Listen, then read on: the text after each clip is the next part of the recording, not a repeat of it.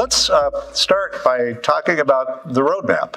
How do we get from wherever we happen to be as a community to the smart community ideal? So, starting maybe with David, how do you ensure that your early smart city work becomes just more than just a pilot? Well, I think there's a few things that are happening here that we're kind of beyond pilots, and I think the cities that have been doing this are getting tired of doing so many pilots. So are the companies are getting tired of doing so many pilots because they're really expensive. So how do we think about where the low-hanging fruit is that we know we're going to be doing investments in? So for us, we knew streetlights, we knew we were going to go LED, we knew LED, and it was going to be wirelessly connected. What's the business case for something more? What's the business case for sensors? We knew we were going to be making an investment already. How do we make that investment be not just a single use case, but a multi-use platform?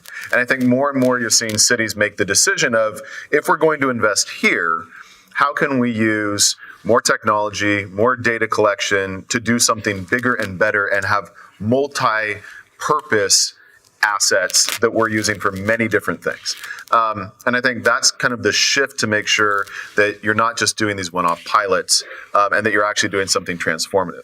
You'll do kind of small testing and pilots with your university. And that's why the universities are so crucial here. We have a very close relationship with UC San Diego, and with the Metro Lab network of 40 city university partners, we're finding that that's the place to really do the testing. Taxpayers don't like us trying things out on their dime. But when you do a partnership with a university and perhaps a particular company as well, that's the place where you can do the most kind of cutting edge stuff that then can lay out what you may be deploying in your city. Bob, what are the drivers for Kansas City? It's actually pretty similar. We're also a member of the Metro Lab network. But the key for us to where we're doing right now and the expansion that we're looking at doing is we didn't make a deal with Cisco for a short pilot, and we didn't talk to Sprint about focusing on 2.2 miles and calling that a day. And we're looking at a 5 to 10 year experience with those two firms. And this is new for us because in the past, most city contracts are 3-5 years max. But we are looking at this as a long-term relationship to the point where we are reinvesting in ourselves. The maintenance packages that go into making sure all of these connected technologies will stay functional is embedded in that initial contract. We are funding it with bonds that have a 20-year lifespan, which means concurrently we have a 20-year lifespan at a minimum established with these firms. And so that roadmap is more than one mayoral administration. It is more than one city council term of office. And it is something that we are committed to across the community. Scott, how did Columbus rise above the competition and get the recognition that you did? Yeah, I think that's a good question. I guess it's twofold. So I kind of hit on the first one, which is, taking and rallying your community around you and making it bigger than the project itself. And I think that is one critical piece of it. But the other piece of it is, again, like I said before, there's a lot of innovation out there. A lot of cities are doing some really cool things. And, part of it might have been, hey, if we can do it in Columbus, where they're starting from, fairly low, not all the way to scratch, but if we can do it there in Columbus, we could replicate this model everywhere. So I think those are kind of the two key factors that were, helpful for the Columbus perspective. And then Mark, again, looking around the world, I heard the factoid a couple of days ago that there are 100 cities in China alone, essentially the same size as San Diego. Yes. Most of them new. Yes. So from your perspective, what's driving the interest in smart cities, smart communities? Well, I think we've got a technology platform that now can actually enable it at a relatively decent cost point. So that's a big enabler. I think the other is that the world that we talked about as far as connected and applications, the consumer really expects IT and information and technology to be part of every part of their lives. And then we have resource challenges. And we have cheated ourselves on infrastructure. In China, a lot of that's net new building. But for the rest of us in these cities, it's replacement. And so those are there's a social desire for better energy usage. There's economic factors. And I think there's also just connectivity and a desire to live in a digital world. So to all of you, sometimes it seems like private sector is Mars, public sector is Venus. What are the keys to really getting the kind of deep collaboration that can allow these projects to be sustained one generation to the next, both at the participating companies and at the participating governments? How do we all get along and work together? Well, I mean, I think it's like any successful partnership. You have to have committed and shared goals, and you need to be able to see, as a publicly traded company, economic incentive, but realizing that you have to make an investment in order to get there. And then, one of the great things about working in the energy world compared to the CRM software world is that you're actually doing something that has real societal benefit, and that's a good motivator. Well, let's go the opposite. When smart cities go bad, right? We've all seen pilots or projects or other things that didn't make sense, proprietary technology, this and that, and the next company comes in and says, "Oh, your public Wi-Fi? Oh, yeah, it was great. It was pilot. We can't use any of that stuff. What are you talking about?"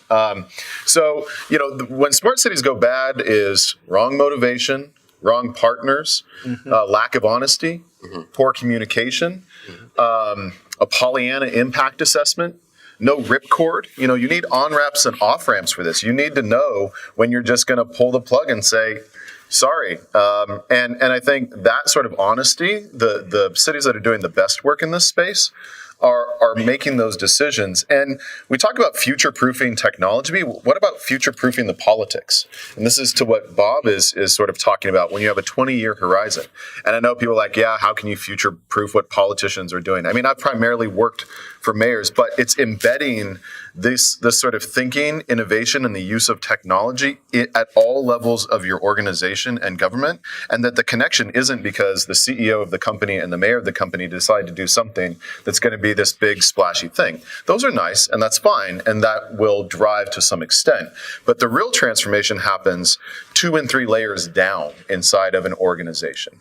That's where this stuff really will kind of go and be even more transformative. And I think that cities that begin to embed that into the way that we do government, into companies that's the way that you do business, are the ones that will be the most successful in this space. It's a great point. We all like to celebrate and learn from one another's successes, but we probably ought to be watching the Smart Cities Go Bad YouTube channel a little bit more closely to It's learn an entertaining from one, yeah. Well, I guess the one thing I want to add to the conversation, which is it's great when a city doesn't have a regulator to address. So it's easy to say, we're just going to run and we're going to go do this, and that's great. If you're an investor-owned utility, you don't have that luxury. So a lot of times we're stuck into this pilot mode where we're proving that this really has value and that it's worthwhile doing, and then going to take the next step. So I think that is one of the challenges of being an IOU versus a city is how do we move a little bit quicker? How do we take those ideas and show that they're truly valuable without doing this pilot or this full data study? And that's a challenge. I don't have an answer for it, but I think that's something we have to be mindful of the future of, is trying to figure out a faster way to go, because these technology windows they're very short. I think a way to do it is to manage by Venn diagram instead of by bullet point. We need to set the conditions in such a way to where Cisco can do R&D, and Cisco can do some really cool things that may or may not necessarily help our specific project. That sets the conditions so they can succeed in their business model by using our example in their efforts. We don't own our Wi-Fi network. Sprint does.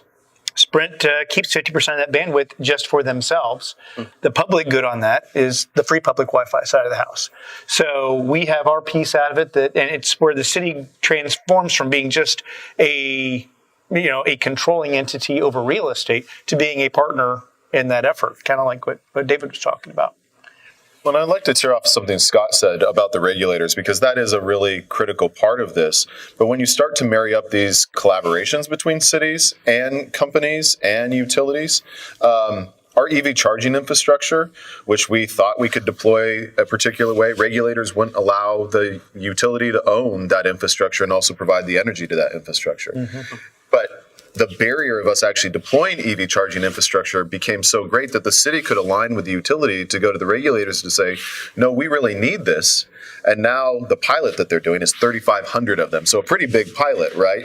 And that'll be 4 times the amount of charging that we had before that the utility can now own. So I think sometimes marrying up some of the political will, I know I was bagging on politics a second ago, but marrying that up with the vision of the utility or the regulated entity can be successful. Right. And if it's a success, everybody can share the credit, everybody can share the results. Just before we open it up to all these smart people, stay with that last subject of what's the business regulatory model that allows this to go forward, both on the public sector side and then particularly for the utilities. And a quote that stayed with me for the last year is the CEO of a very innovative company doing some great smart community projects saying, this is great, customers love it. I would love to be able to do this over my whole service territory. I'd go broke. There isn't the model there to support it, unfortunately. So what are your insights from your experience on how you get the model right, again, business model, regulatory model, to allow something everybody thinks is wonderful to move ahead? It's a complicated one, and also for me to talk about it's complicated because a lot of folks in the room are my customers, but there's a push and pull. I think that one of the things that utilities traditionally do is they all think they're different from each other. So you can have mass scale success, deliver above business plan executions like we do in AMI, but every single utility wants to trial it first. And I think that they're, in this city smart communities, it would be great if there's success in a community. And how do you replicate that? Now, you need great project management, you need the right funding, you need the right partners. But as far as the technology is going to work, what the returns are, I think we're skittishly slow on that. And then that would also go for regulators. If there's proven benefits to certain technologies and they're working, fighting it out in 50 different locations is difficult. And it would be great to take documented, third-party validated returns. We spend a lot of time building out business models at the AMI level and out at the smart grid level because we need to achieve that return for our customers or they won't buy it anymore. I think this discussion of the regulators' involvement here is a really fascinating one. I was just at the Critical Consumer Issues Forum where it had regulators, consumer advocates, and utilities all in the room talking about this very subject. I think those are the sort of convenings that need to happen so people begin to understand their various roles in all of this. And it's just sort of starting that conversation in and around regulators. But what I would say kind of ultimately to make it work is if you think about going back to that human-centered perspective on this and what the ultimate good is, perhaps we can kind of beginning to line up the stuff that's working in one city and how can we do variations on that in another one, or with one utility, how can we do variations on it? There's some big kind of national learning and sharing that needs to happen that should really kind of explode the scale of this, because for most of it, the business case is there. Our inefficiencies can be turned into excellence if we find that right area to invest in. And it's not going to be the same for everybody, but I think there's more commonalities than dissimilarities. I think the challenge that we face is when we did our smart grid business case and filing, it was very much numbers driven. So how many benefits do you create for every dollar you spend? And that's the way we presented it. So you count how much value the customer gets from a minute of outage that's saved. You take and you add all these things up and you do the math. It's pretty simple. With smart city, it's not as clear cut. I mean, think about trying to monetize the benefits of a microgrid. We can all think about what they are, societal perspective, but putting a number to it and comparing it to a cost, very challenging to do. So how do we get through that bubble? So if we're used to doing it this way, how do we switch and go a different way? And that's what we're going to face, right? We're knee deep in that right now, so we'll wait and see how it goes. But that is a challenge we're facing today. I don't think we're there yet. We are struggling right now with how to move from phase 1 to phase 2. Phase 1 was a small little $60 million deal. Phase 2 is looking to be about 120 or so. So when the data are mature from that, I think I'll have a model for you that we can talk through. I think it's going to work. Or if it doesn't, this could be the next starring on David Graham's YouTube channel when Smart Cities Go Bad, and I'll be out here doing a different function. I'm confident it will work. I'm confident that Sprint is going to make money hand over fist. I'm confident that Sprint's going to transform themselves from being a cell phone company to being a community connector. I think this is going to work, but it's a little bit out there. Well, We are all rooting for each one of you to succeed, of course. Yeah, go ahead. I mean, no, that's the point. You got to take a risk at some point, right? Or else we're just going to do the same things we always have. Yep. Calculated risk, data-informed risk, right? And hopefully that the circular loop of data that does the next project. But that's part of what Bob's and my job is to do, right? And if not, we're not going to be transforming our cities. And we'll fall behind. Phase one for us was kind of it's funky math, getting back to your point. Yeah. We saw a 58% increase in tax revenues on sales taxes in our smart district as compared to a 16% increase across the rest of the city. Is that attributable exclusively to the smart city bit? I don't know. Causation is hard. It's easy to correlate. It's hard to show causation. There are other things going on in that district. The streetcars there. There's some new development going on there. But the correlation is strong, which is why I'm confident, but, well, we'll see in about a year or so. Please join me in thanking this great set of speakers.